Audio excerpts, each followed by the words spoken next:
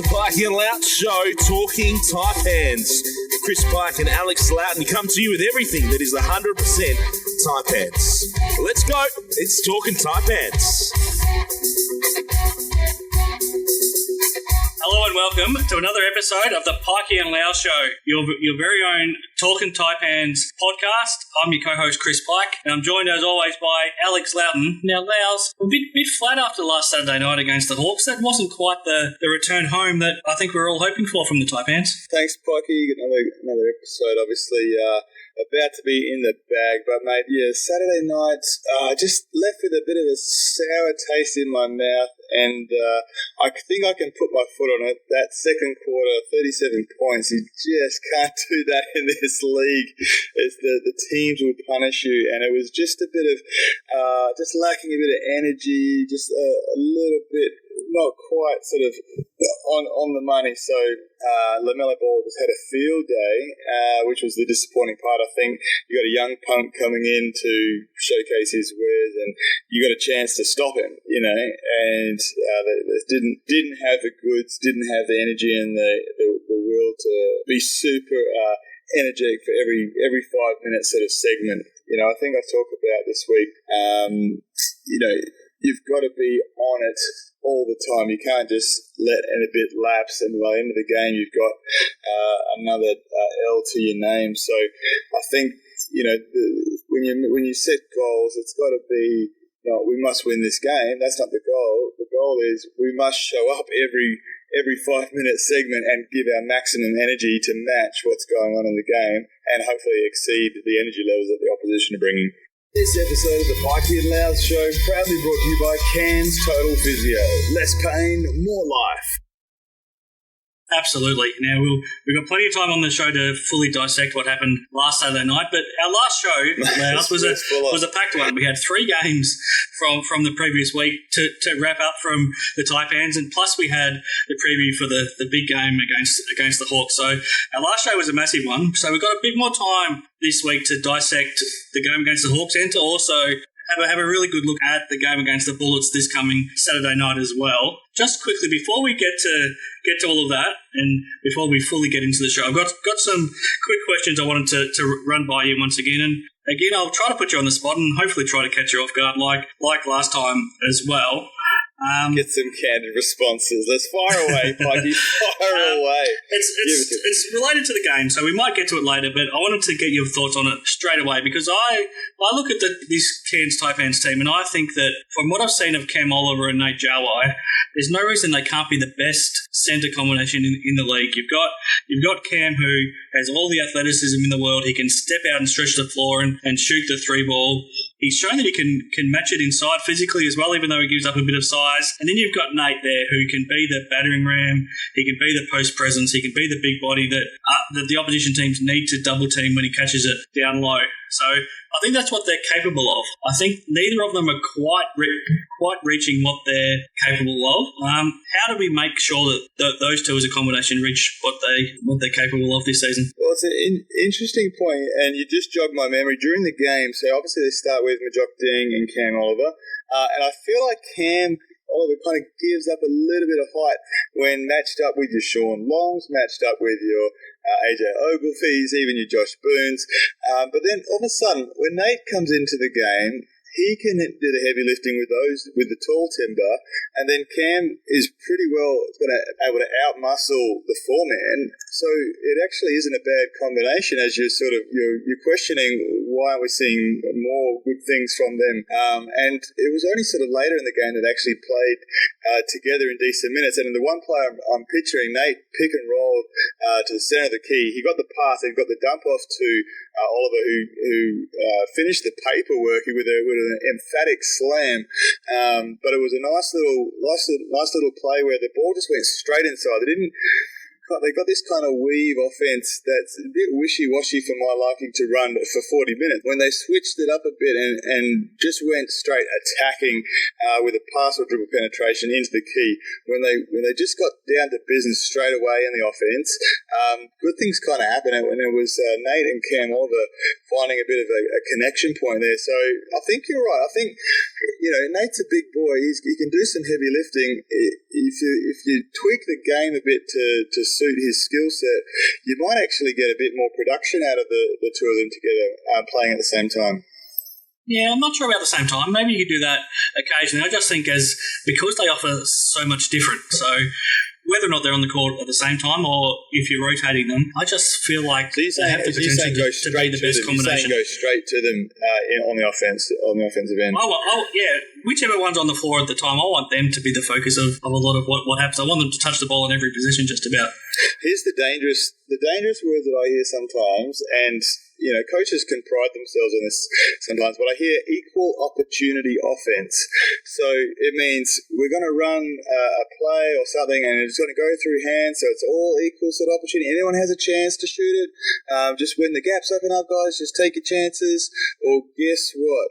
Players do not finish at the equal percentage. They do not finish the play at an equal percentage. Therefore, it's not an equal opportunity offense for an equal shooting percentage.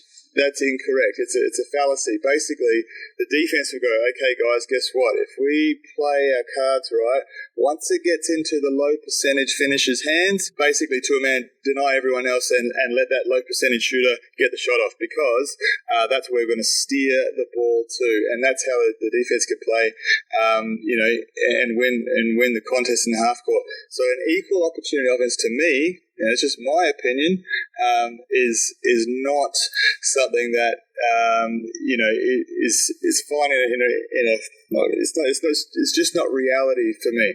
Players finish differently. Nate Jawai will finish at 55% in the post. Cam Oliver will be at a high clip as well, 55-60% finisher at 2-point range. So you've got to be direct. I think you'll find other players in the team will be finishing at maybe 30-40% once they're in that 2-point mid-range type thing. That doesn't work out in the long run. The stats don't match up when you're finishing at that kind of level. So you have to be direct and go straight to the players that have the best finishing percentage, or put those players in a position where they can be successful.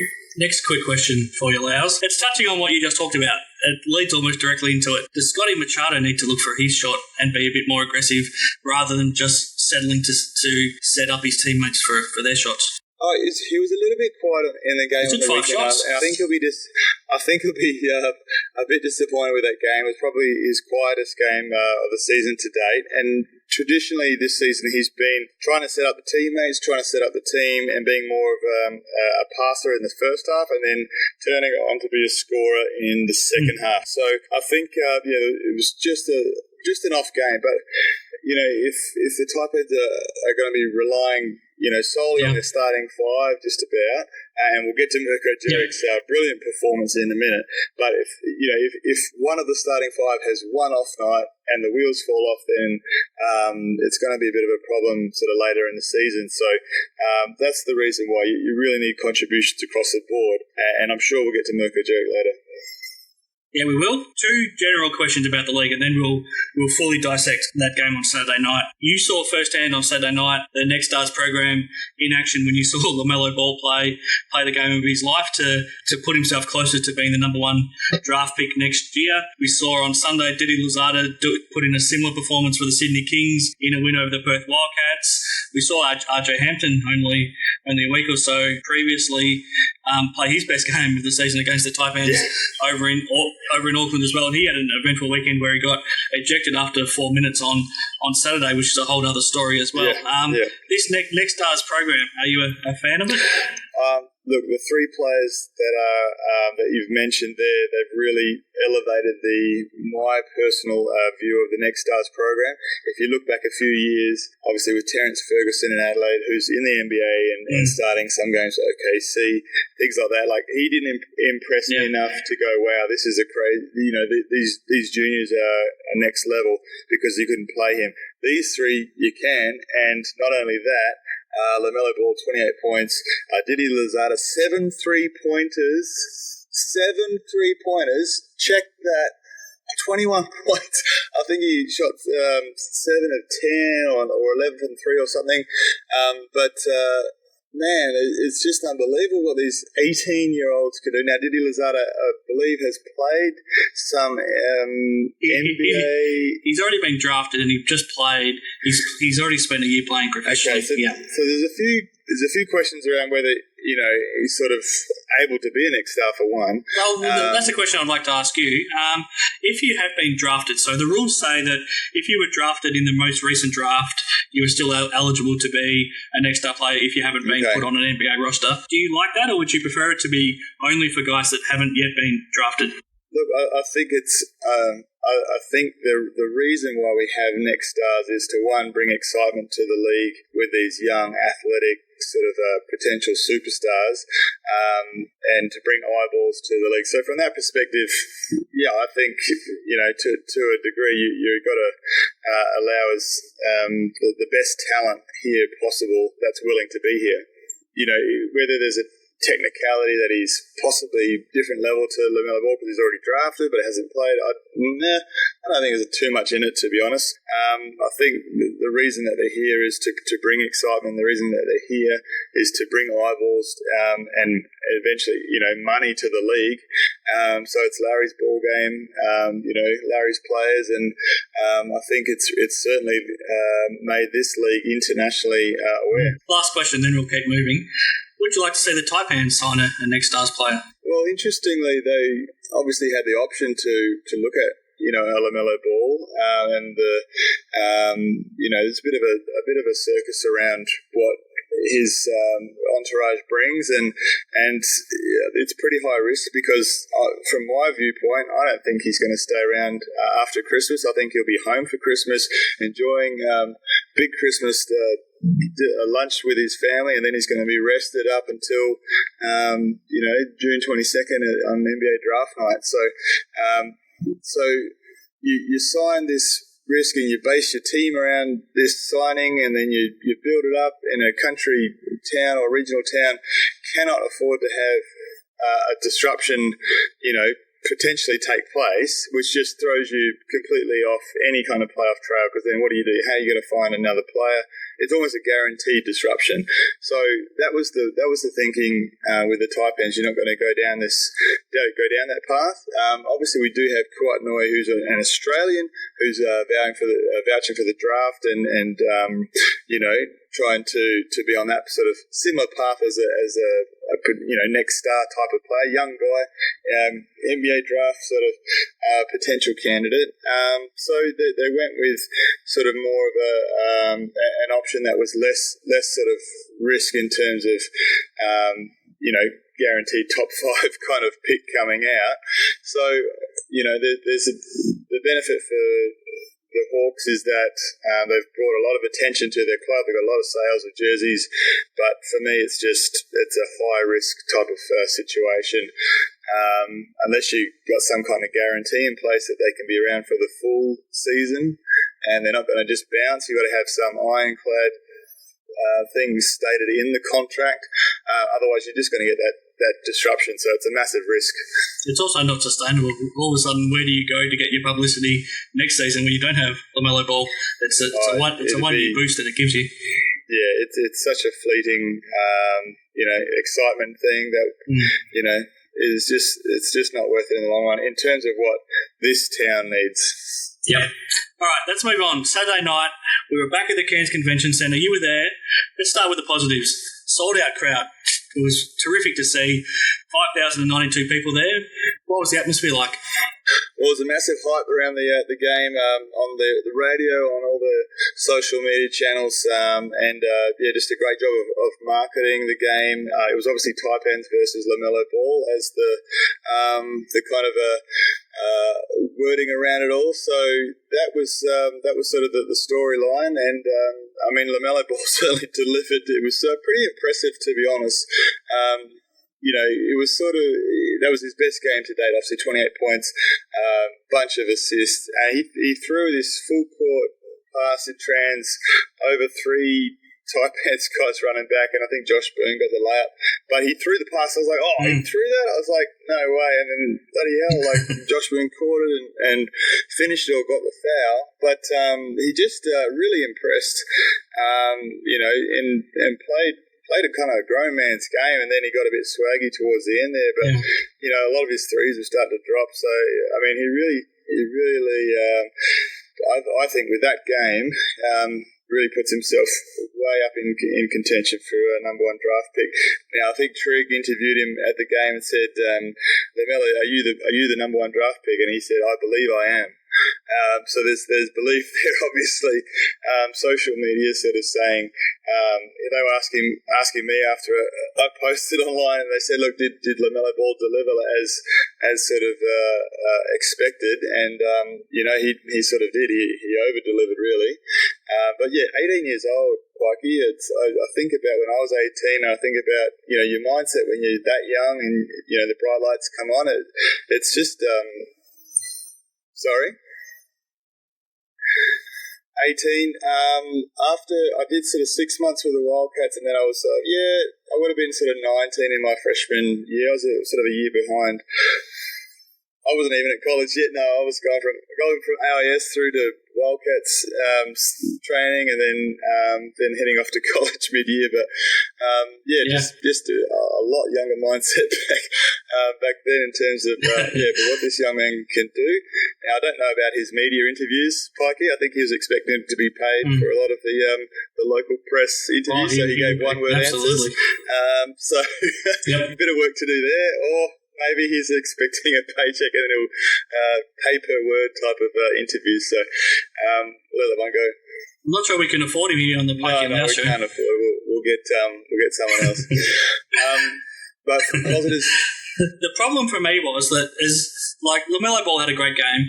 You could probably weather that. The problem was that Sunday Deck came out and had the best game of his career, 21 points, 5 rebounds, 5 assists, and then you had the old guard, Dave Anderson and Josh Boone, playing the best games of their seasons. There were so many Illawarra players that played their best games of the season. Sometimes you go, look, if so-and-so gets his... if so-and-so scores 20 points, then, we'll shake their hand at the end of the game. But you just can't allow that second quarter slip. The positives, though, for the Taipans, Pikey, we spoke about a few weeks ago, or a few games ago, Mirko Djeric really brought a lot of energy, a couple of games back when they got the win. And he didn't score much, but, man, he really delivered a lot of energy. This game, wow. 19 points, I believe. 19 points, Is that his best NBL game? Career best. Yeah, career best. So just an awesome progression for Mirko Djeric, because it's exactly what the Taipans need off the bench. And I've said it before, I'm calling the 25-point range from your bench crucial for any kind of postseason aspirations for a team. They cleared that. They got 31. So, right on the money, and even more so. And it's just unfortunate. Maybe the starters had a bit of a quiet game. If everyone was on song and all cylinders firing, then that would be a perfect example. But credit to the Hawks. They obviously played their hearts out and got the W. Tough to do in an away thing, but the problem here is that the Tigers now have 2 losses against the bottom team, and could be very well quickly finding themselves on the bottom as well. So you look at, I've said 12 out of 14 home games. You want to win 12 out of 14 at home, which leaves only 4 out of 14 road games to get a win in 4 of those games. So all up, 16 wins will get you in a log jam. 17 wins will get you 4th place. So they've dropped 2 at home now. there's basically no more grace. Maybe you can go 11 and 14 at home, which means you've got to win 5 games on the road. And guess what? There's only 9 games left on the road for them anyway. So they've got to win 5 out of 6 or convert 60% of the road wins to have a shot at the playoffs here, which is... It's time to get cooking, Pike. It's time to get cooking. There's no time to mess about. There's no time to flex and not get back on defense in trans. There's no time to over-celebrate and not be aware of what your man is doing, because the guards in this league are too good. They're finding guys in the open court. They're finding guys over the top and putting points on the board whilst we're sort of not jogging back on D, but just not alert enough for what needs to happen. So every quarter and every 5 minutes within that quarter, you need to be switched on, because to a man, this is where it gets real. This episode of the Pikey and Loughz Show proudly brought to you by Cairns Total Physio. Less pain, more life.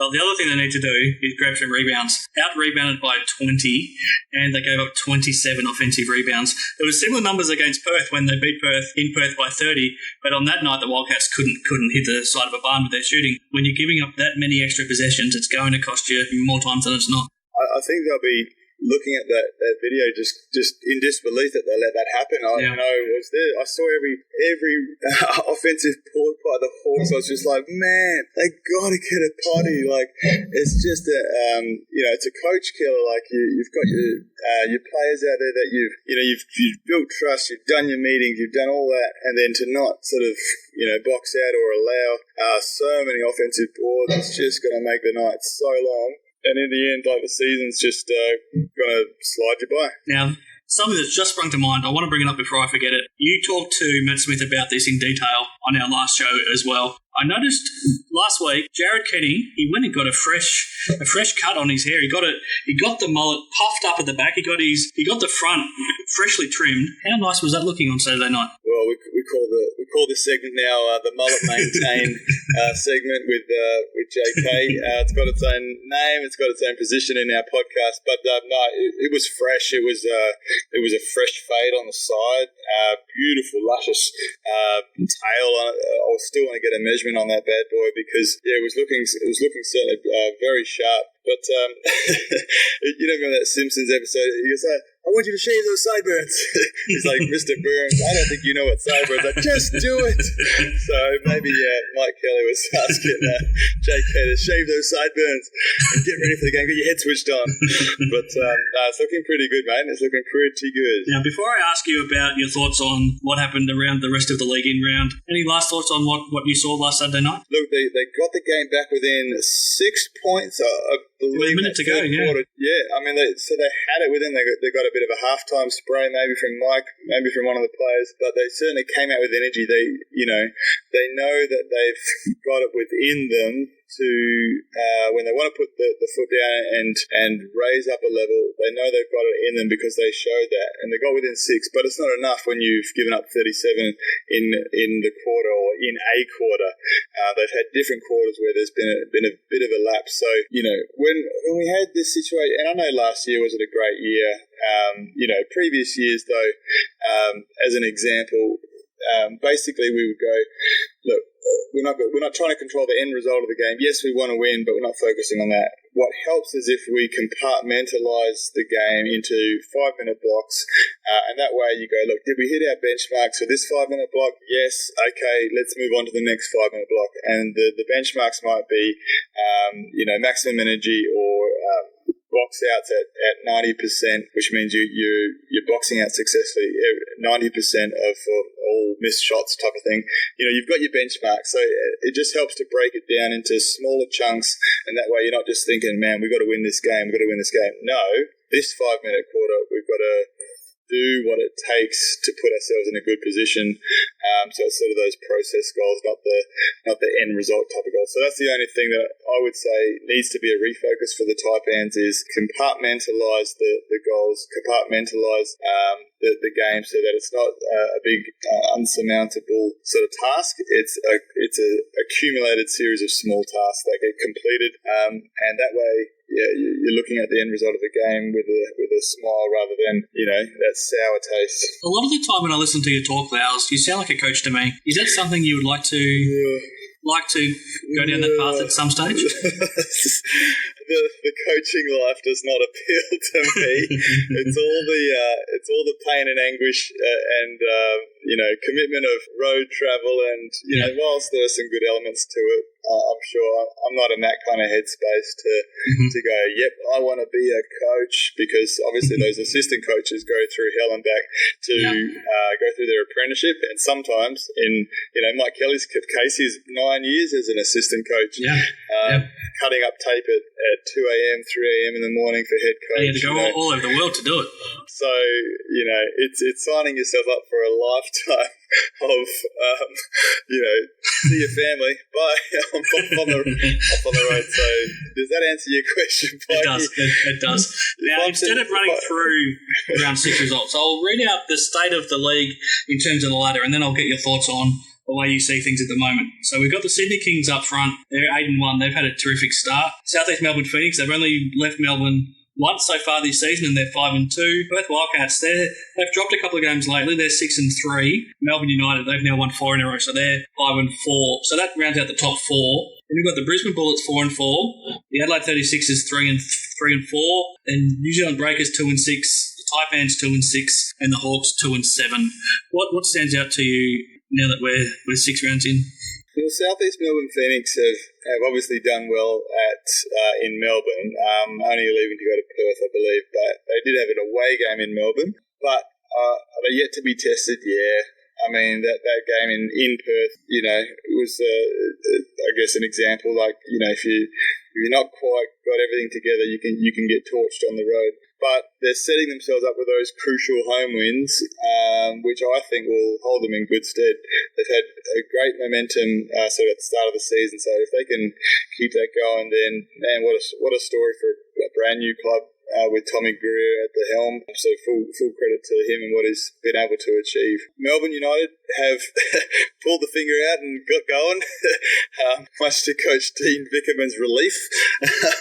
And I'm sure he's been quite fiery at training, going, come on guys, I didn't recruit this cream of the superstar crop sort of thing and end up with donuts. Like, you guys better, or else you're out. I reckon he would have given them their marching orders if, things weren't going too well in those last few games. But yeah, credit to them, four wins in a row. Well, they're scoring 108 points a game in this 4-game winning streak. So they're offensively, they're just piling on the numbers. Clicking into gear, I would say, or just falling in sync. So yeah, there's a bit of a fight for at the bottom of the ladder. You don't want to be stuck and let that front pack get away too far. Otherwise, it's just too hard to claw your way back. So Taipans it's a crucial game for Brisbane and Taipans. Let's be honest, because Brisbane had some pretty big issues lately. A lot of things that's been talked about, I guess, is the point guard trio of Sobey, Glidden and Didi. Obviously an all-Australian trio, Pikey, instead of going with your traditional US import superstar. So what's your thoughts on the numbers there for the Brisbane Bullets backcourt? Yeah, well, let's move straight into a preview for Saturday night game back at Cairns Convention Centre. The Brisbane Bullets coming to town. Cam Glidden, we know what he's capable of. You know what he's capable of. You would have played, well, I don't know, at least 100 games with him when he was up at the Taipans. He's coming off playing at the World Cup, so it's not as though he's coming off an off season where he was taking it easy. He's a gun shooter. He's one of the best shooters we've seen in the NBL this century, but right now he's just not getting many looks. So all of a sudden he's gone from a guy that's putting up 15 points a game to 6 points a game so far this season, but his shooting percentages are way down. But I think he's just not getting enough looks. He's the sort of guy that shoots better the more shots he takes in a game. So right now he's just not getting many looks. They're not running much for him. He's not the sort of guy that creates his own shots. So he needs Sobey to attack the rim. Sobey kicks it out to him. Glidden takes a 3-point shot. That to me seems like a pretty obvious play for them, and it should be one of their go-to moves if you're Coach Lamanis. But it's just not happening right now. Keddy's playing reasonably well. I think Sobey's numbers are okay, but the question has to be asked if I think if Sobey's still a better two-guard than a point guard, I still think they might benefit from an import point guard. I just feel like Sobey, with his athleticism and his ability to cut and slash, if he's not having to carry the ball all the time, he might be more effective. But then again, then you've sort of got three shooting guards because you've got Glidden and Didi, who's almost better in that role too. So they've backed themselves into a bit of a corner by signing those three guys without bringing an import in to help them, and designed to go with an import small forward in Patterson, and then basically two undersized power forwards with Singler and Braun, who are both under a little bit of pressure too. So I think there's a lot of question marks to still be answered over the makeup of this team that the Bullets have put together, and we might find a lot of answers on Saturday night, because if they lose that game as well, all of a sudden they slip to 4 and 5, and questions continue to be asked in terms of the way Lamanis is coaching as well, with Ruben Tarangi playing basically 5 minutes a game, or 10, he's certainly under 10 minutes a game for a guy who was the most improved player in the league last season as well. You have to question why he's fallen out of the rotation. There's a lot of questions that we'll find answers to on Saturday night, but let's hope, unlike the Hawks did, let's hope that they don't find ways to click all in the one night. Don't find the answers against the Taipans. Well, the World Cup, let's just talk about that for a sec, because, Cam Glidden's going to be playing a totally different role in the World Cup to the one he's expected to play for the Bullets. Did that change his mindset coming out of the World Cup? So he's going to be more giving the ball up to the superstars on the Boomers side. Your job in the World Cup is to run the play and get out of the way. Run the play, find the open shooters that we're going to, because we're going to Paddy Mills, we're going to, Joe Ingles, we're going to all the, we're going to the superstars. You're not getting much of a look here. Did he bring too much of that sort of back to the Brisbane Bullets? Where, was that bad prep for him for the Brisbane Bullets? Well, maybe. Well, that's a great point, and you know the answer better than me. So let me sort of throw the question back at you. If you're a player who on your NBL team you're a star and one of the guys that are expected to take 12 to 15 shots a game, you're expected to score 15 points a night, then you play on a World Cup team where you're the 11th or 12th man, and you come on and very rarely are you going to get to take a shot, let alone be in a position to take a shot. How much of an adjustment does it take to suddenly have the confidence of being a go-to player, having just been the 11th or 12th man on the team? Well, I think if you spent your whole off season being in that kind of role, you're happy to be there for a start, and you're gonna deliver as much energy and enthusiasm and just try and fit in. That's sort of in that sort of 10th or 11th spot. You're just trying to fit in and bring as much as you can. Someone like Golding, though, who is a superstar for Melbourne, but then comes into the Boomers and is expected to shoot because that's what he does. There's not much change in the role there; it's just a change in the minutes that you get, sort of thing. But for Cam, maybe it was a bit too much the other way. Now, I know, obviously, he's had a baby, he's had a totally different lifestyle sort of changes happen, and he's got to figure out a way with new players, young.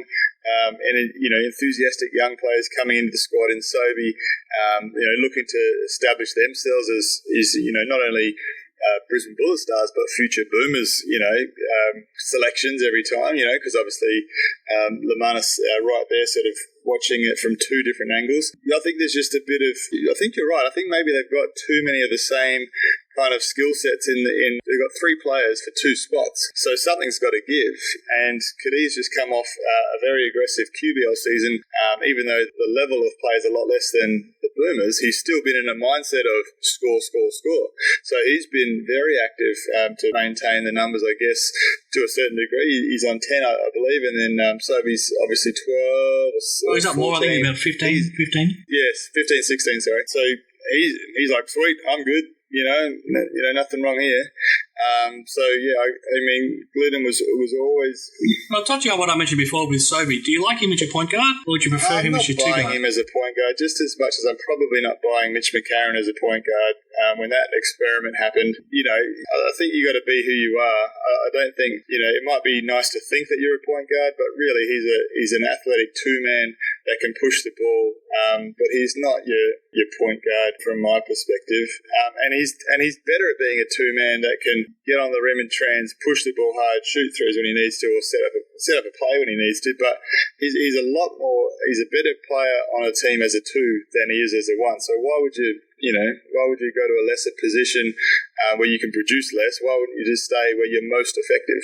Well, I agree with you, but they just don't have that point guard for him to play alongside. I think we saw him play some incredible basketball in Adelaide alongside Jerome Randall. I think that's the type of guy that he can play really well in tandem with.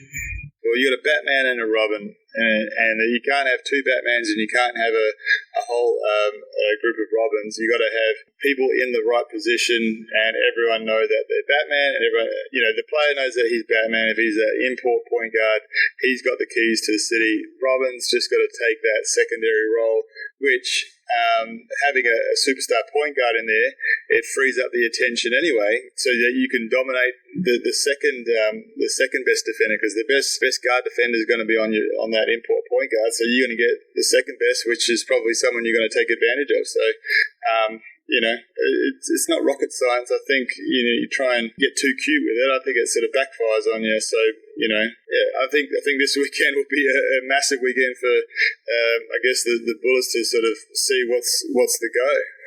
Now, the league has officially endorsed that Taipans Bullets games from now on will be known as the Sunshine Stoushes. Loughz, happy with that?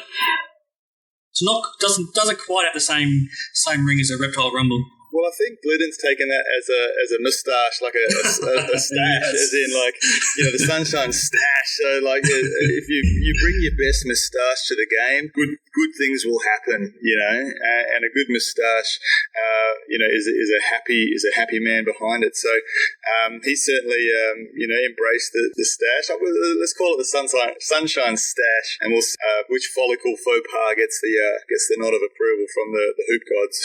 Have you got time to grow one? Get there on Saturday night? To grow a moustache for Saturday? I'll try. I'll certainly be there on Saturday night. My moustache is not in anywhere nearly where it needs to be, and nor is my. I could get a mullet. I could certainly shave the sides and the hairs.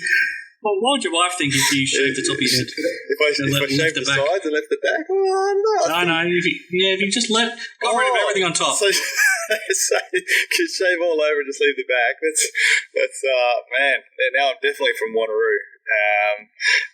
So yeah, we'll see. Would you be allowed in the house? Certain parts of the house, maybe the bottom left-hand corner of the house. Got a nice little couch down in the downstairs area. Okay. Sorry. This episode of the Pikey and Loughz Show proudly brought to you by Cairns Total Physio. Less pain, more life. Let's get back on track, Loughz. You were playing last season. You played against the Brisbane Bullets, and you had their measure. You played, I think, 3 of the 4 games. You beat them in, and you played really well. What worked well against the Bullets last season, and how can this Taipans team try and replicate some of that? Well, I think Melo worked well for Taipans last season against the Brisbane Bullets, including a buzzer beater shot, which put us up by 20 instead of 17 or whatever it was in that first game down there. Plus we had 32 on debut. Yeah, and then we went and dropped 10 and then came back and won against the Bullets. So, it was probably just Melo. It's funny. Some teams you just have their number, or mentally you just go, oh man, we're good here. The Brisbane Bullets did get the Taipans by quite a bit. They held that 13-point buffer that first game down in Brisbane. So that probably gives them a little bit of confidence to say, hey, look, well, this is the game we get back on track.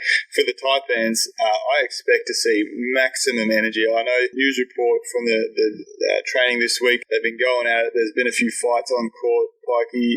They've been a bit testy. They're obviously unhappy with how they performed, and Mike certainly is holding them to account, because he was scratching his head after the game. He's like, I have no idea how we were able to dish up a game like that, because it doesn't make sense. We trained hard, we trained well.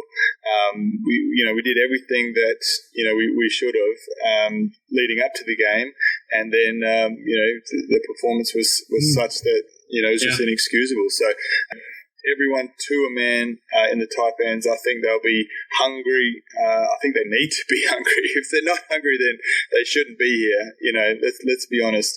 You got to turn up and, like I mentioned before, break it down. You got to turn up every 5 minutes so that you put together whole quarters, basically, of acceptable performance. Now, Loughz, can I send out a challenge to you? We need some gold for the Pikey and Loughz show next week. What are the chances of you attending the post-match press conference and throwing some questions out? Pretty low. I'm going to be fairly... there's a beer festival going on in Pikey. So I'm going to be at the beer festival and I'm going to be at the Taipans game. So the chances of Loughz getting a media pass is fairly slim. But I will promise you a pretty ripper interview next week. And I think you won't be disappointed. What about a chant? You almost started a chant towards Mellow Trimble. Can you start a chant on Saturday night? I just wonder if it's maybe if it's a JK kind of night and they're up by sort of 8 with a minute to go. Maybe there's a bit of a mullet sort of chant I can chuck in there, or it's something a little bit sort of lousy would be pretty good, I would imagine. Let's get serious. What's your tip for Saturday night? I'm tipping an overtime game. I'm tipping Taipans by 2, but I'm tipping an absolute battle and a bit of a bloodbath, to be honest, because both teams need this win so bad that they're just going to be, it's got to be all out. This game is basically a critical junction. Taipans can't afford to let another home game slip. Brisbane need to get back on track and in sync if they got any chance at building some momentum. So both teams will go, right, this is it. This is drawing a line in the sand.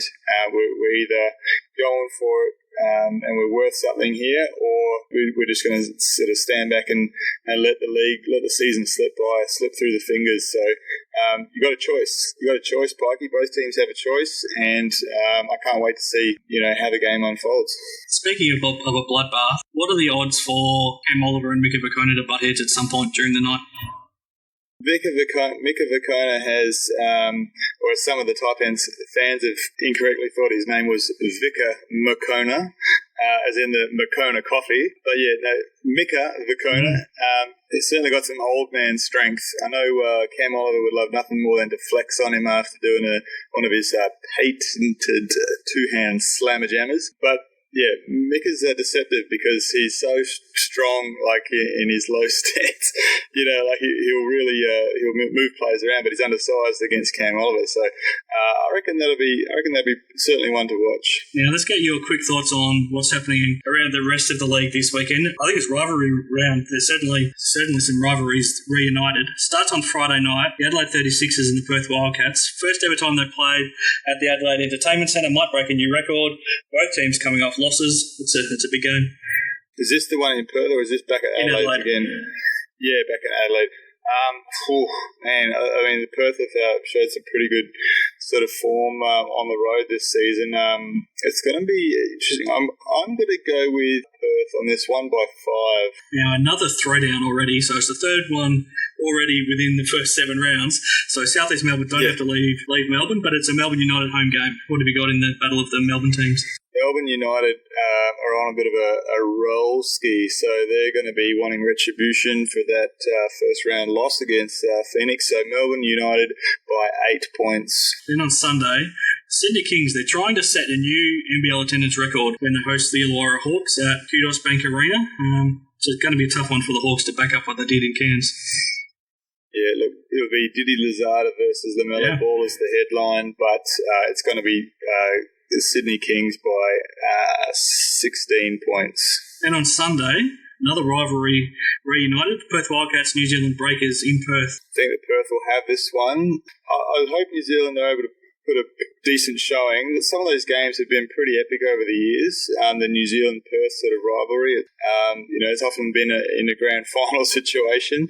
So I reckon it'll be a pretty good match out there in Perth. But yeah, Perth Wildcats by 6 points. And last up, Monday night, Southeast Melbourne Phoenix up against Adelaide 36ers. Yeah, Phoenix will get this one, I think, by only a couple, though. I think it'll be by 4 points. There we go. I think we've done pretty well, Loughz. I think we didn't have a guest, but I'm not sure we needed one because there's been plenty to talk about from what's happened over the last week, and let's hope that the Taipans are ready to put on a big show against the Bullets on Saturday night. What can you leave us with? Yeah, absolutely. Yeah, and keep your comments coming. I know we're hitting the mark in a lot of these hot issues with the refs from the other week. Had a big response, obviously, from some of the technical fouls that's going on, and we spoke about Bogut getting ejected and protecting the superstars. A couple of people wrote in, Pikey, saying they disagree with it. They're probably more from a reffing standpoint. You got to the superstars have to set the example. But then we saw it heat up on the basketball show with Hammer, and they were talking about Paulo Kennedy, I think, saying, sort of echoing a bit, there's a bit too much ticky-tacky kind of technical fouls going on and players getting ejected when we should really be it's taking the focus away from what should have been a good game, but the stars are getting ejected. So I know that was a hot issue, so I think we're hitting the mark on some of these hot issues, and but keep your questions coming in, guys, and really appreciate your feedback. Absolutely. Send us some questions, especially for Loughz. At some stage, we'll have a Q&A segment with Loughz, so any Taipans fans, anyone from across the country, if you're tuning in, send in some questions to Loughz, whether it's something you want to ask him reflecting back on his career, his thoughts on what's happening on the league right now. As you would have noticed by now, he's not a man to hold back his opinions. It's been a good one. We're going to check out this result from the Taipans and the Brisbane Queensland Stash. We're going with Stash. Sunshine. Have with Sunshine Stash with the moustache. Yep, that's the one. Sounds good, mate. Sounds good. Let's we'll catch up after the game and see what shakes.